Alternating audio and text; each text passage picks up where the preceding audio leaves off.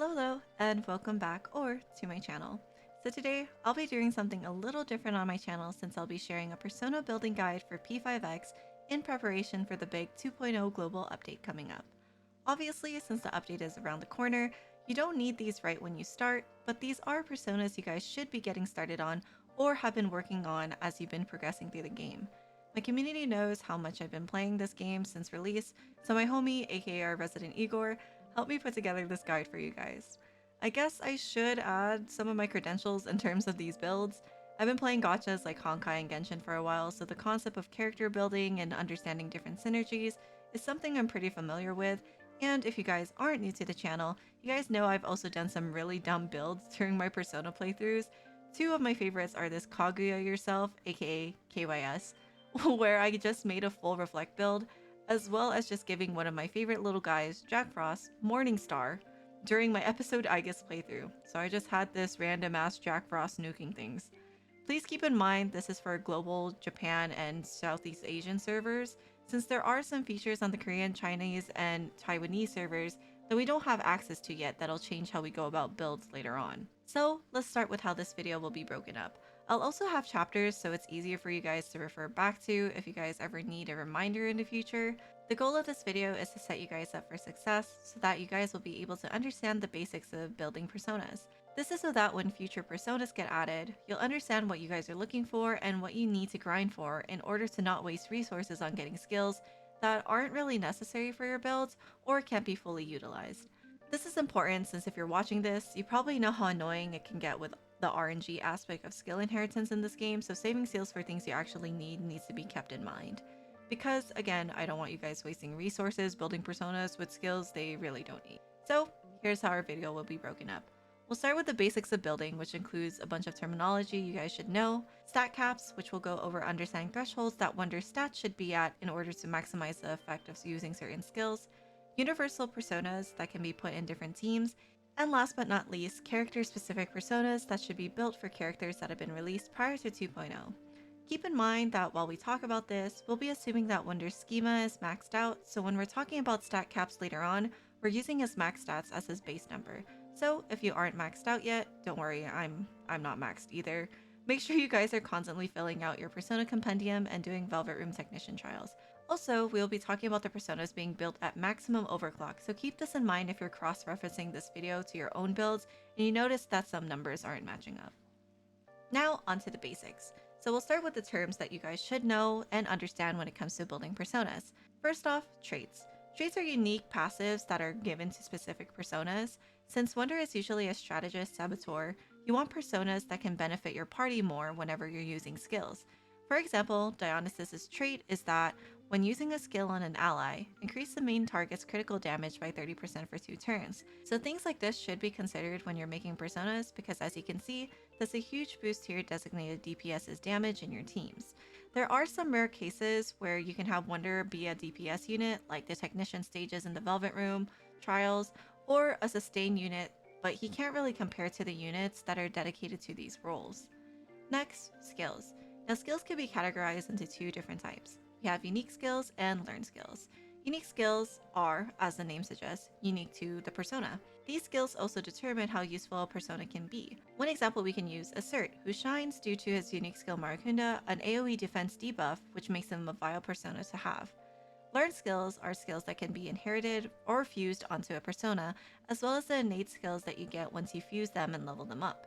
These skills can be freely edited, which allows you to have more freedom with your builds. You can adjust these personas based on what you need them for, which is nice since in mainline Persona games, you're much more limited on what skills you could have at one time.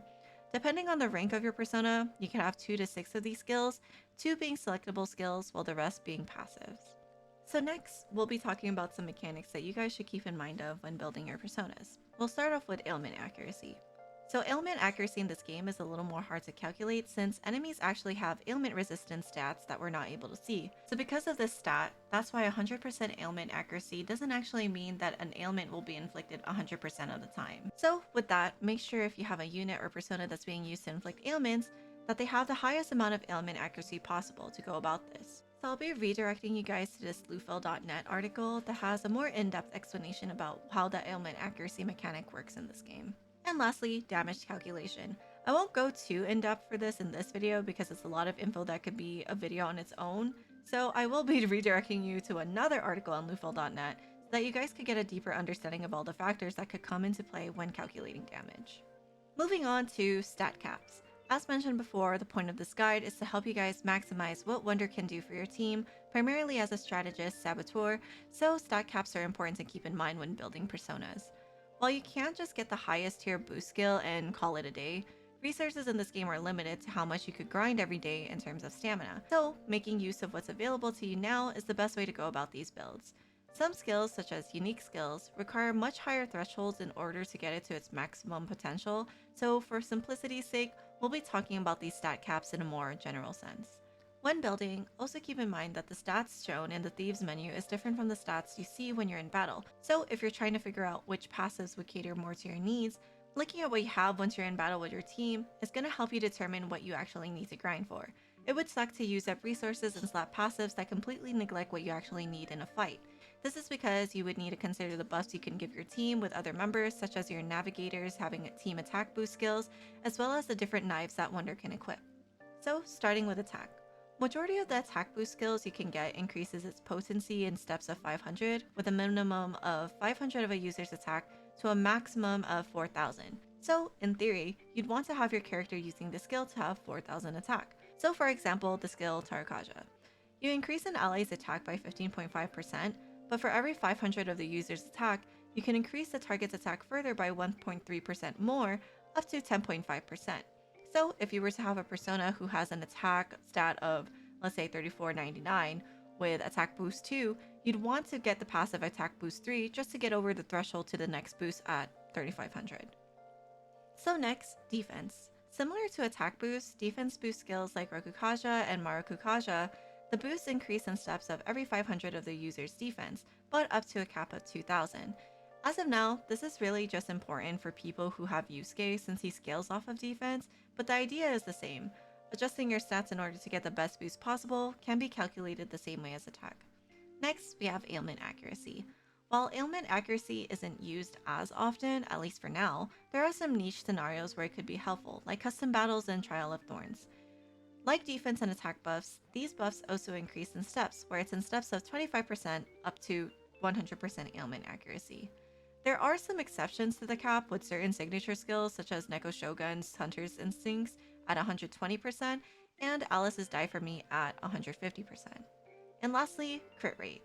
For crit boosting skills, they increase in steps of 10% up to a cap of 40%. Using Dionysus as an example again because they're just that good of a support persona, they're able to make full use of crit rate boosting skills, Revolution, and Rebellion without app pupil passives with the help of the showdown artwork you can get in the Thieves' Den gallery. We'll go more into his build later on. Now, with all of that out of the way, we're on to the fun part. We'll be going over the universal personas, meaning these personas can be put into literally any team and be viable. These personas set your team up for success with how well they buff your team and debuff enemies, since again, this is where Wonder excels the most. Sometimes, it's even better than limited gacha units, so keep this in mind when working on these builds. We'll be going by rank, so you guys will know which ones will be available to you based on your level in game. This is so that those who are just starting out can see personas that are viable even with later content and that are a lot less resource heavy than the higher rank personas we'll be going over later on the list. To keep this video from being way too long, and I'm also trying to avoid having to add any more information overload to what we already have, lufel.net has great resources in terms of showing buff calculations as well as general information on how much it is for skills for your builds. Since there's no way for me to know exactly how much of a resource you guys each have, this is a great way to keep track of what you guys already have and what you guys need. Also keep in mind that when looking for these skills that I'm listing, there is a search function to show what options you have to use as seals for skill inheritance in the Velvet Room. I'll show on the screen which skills are going to be your innate skills and which skills you'll need to get through skill inheritance for your persona as well. I will also be prefacing that some passes will have a number at the end, for example Agility Master 1 versus Agility Master 2, and the number obviously refers to their rank. I won't specify which rank yours should have for Agility Master, but for something like App Pupil or Attack Master, having the highest possible one for your high rank persona is always recommended. Just please don't try to put Attack Boost 4 on some low rank persona unless you really want to for some godforsaken reason, But the reason why I won't be specifying for Agility Master is that these are here for you to do your own speed tuning so that you can place Wonder correctly for your personal turn cycles. Since we all don't have the same speed for all of our units, it's up to you to figure out how to properly place Wonder during your runs. So now, finally onto our personas. We'll be starting with Yunosik, since yeah, he increases in rank as you overclock him and progress through the game, but obviously he's your starting persona. One thing I really like about this game is how viable they make Wonder's starting persona be. With how easily you could change builds with learned skills, it's easy to tune him to maximize his buffing potential in your teams. With a proper boost, you can easily get Yunosik to 4,000 attack and at least 30% crit rate, which goes back to keeping stat caps in mind since this is really important. What makes Yunosik special is his trait, which is that at the start of battle, he inflicts marked on one enemy, and marked decreases an enemy's defense by 41.6%. You can also passively apply mark when using buff and debuff skills, so an example of this would be you buffing an ally with Tarakaja or debuffing an enemy with Rakunda, and this would trigger a mark. Because of this, having buffing skills such as Rebellion and Tarakaja, as well as Rakunda as a debuff skill, is really useful. App Pupil and attack boost are added just so that he could reach the threshold for maximizing these buffs that I mentioned. Next, Succubus. Succubus is mainly used for her crit rate buff since Rebellion is her innate skill. Her innate stats are pretty low since she is a low rank persona, so having her be an attack defense buffer isn't really viable later on, but if you do want to use her because her trait does have an attack increase, you can also equip Tarakaja and Rakukaja. Again, App Pupil is just here to reach thresholds to maximize Rebellion with her. Next, Jikokuten. Jikokuten is a better succubus since he is able to hit higher stat caps and his passive trait lasts for 2 turns in comparison to the 1 turn succubus has. Jikokuten has a party-wide attack boost as his innate skill, so we'll be wanting attack boost for our stat caps. We'll be having him inherit Rebellion for a crit rate boost skill alongside App Pupil. I hope you're starting to see the pattern here with App Pupil and attack boost. But yeah, so this is just to, again, reach that threshold. We also inherit Tarakaja just for a higher single target attack buff for your designated DPS in your teams. Next, Amino Uzume. Amino Uzume is a really good crit buffer, and with her trait, she only needs to apply shock for it to register.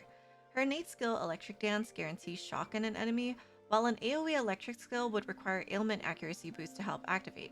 Refer back to what we spoke about ailment accuracy earlier. As you can see, we can inherit an AoE electric move if you wanted to get higher points just off damage like Wild Thunder, but she does already come with Mazianga as she levels up if you don't really care about that. We also added passives that help with inflicting shock just to always get her trait to trigger. Now moving on to rank 5 personas. I know it's a big jump to go from rank 1 to 5, but the personas I mentioned should be able to help your team members do what they need while clearing and going through content until you're able to start making these rank personas. Of course, if you need DPS support personas, that will be based on what you're missing in your own teams. So starting off with Komokuten, Komokuten's trait is really strong as it increases the attack of the team member with the highest attack by 14% and crit rate by 6% for 3 turns. Having Agility Master will allow you to adjust Wonder's speed to be first, which helps a lot when adding Automataru and Automakaru skills. Because it's a passive party-wide buff, having Wonder be first makes it so that you can buff your team right at the start of your battles. Next, your Lunger. Your Lunger helps with the amount of crit damage that enemies on the field take, and if they're shocked, it further increases that damage. The passives we're adding is just to increase our shock chance, but these can also be replaced by Tarakaja or Rebellion, so that you can buff your team and not lose your crit damage debuff on the enemies by trying to switch to another support persona for other buffs. So next, Cert. I mentioned Cert earlier because he was one of the personas that had a unique skill like Maracunda, and because of his unique skill, he is basically a Maracunda bot since he is the only persona we have in Global that's capable of a guaranteed AoE defense decrease right now.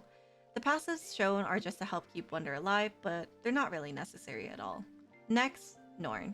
Norn is really good for defense dread, however it's based on ailment accuracy RNG.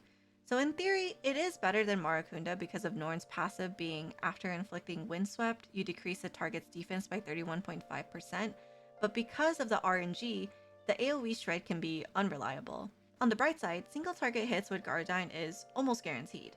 So for Norn, just to have an AoE defense shred option, Magarula is a must-have for her.